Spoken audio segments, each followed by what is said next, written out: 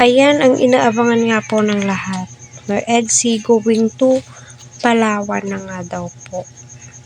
Naway, totoo nga po yung bulong-bulungan patungkol nga po dito. Syempre, tayong mga supporters ay excited kung ano nga ba kaganapan doon. Naway, mag-update po agad si Kalinga Prab.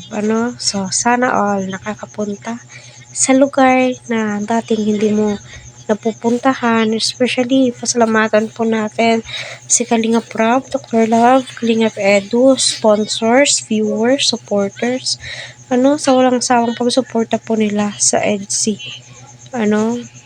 Grabe, napakaswerte po talaga ni Beyonce kasi napakadaming generous na mga sponsors na tumutulong po ngayon sa kanila at kita naman po natin kung gaano kalaki ang pinagbago ng kanilang pamumuhay, 'di ba? Yung tipong pupunta ka ng Palawan, magbabakasyon. Alam naman natin ang Coron Palawan or I don't know kung saang Palawan sila pupunta.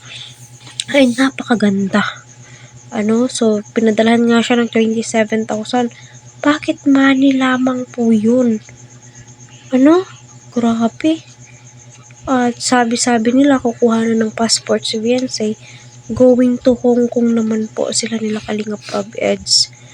Sana all po talaga maka-experience yung ganito. Yung tipong gusto mo lamang mapabahayan, magkaroon ng kaunting pangkabuhayan dahil sa hirap ng buhay.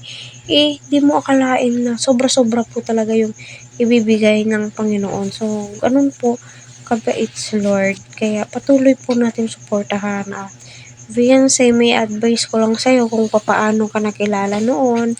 Naway hindi lumaki yung ulo mo kasi alam naman po natin ngayon maraming temptation, maraming tentasyon sa paligid. So, napakahirap naman po. Baka alam nyo na, napakaraming wakwak. Hindi po natin maiiwasan yan. Lalong-lalo na kapag alam nilang viral. So, abangan po natin yung upload ni Kalinga Prab.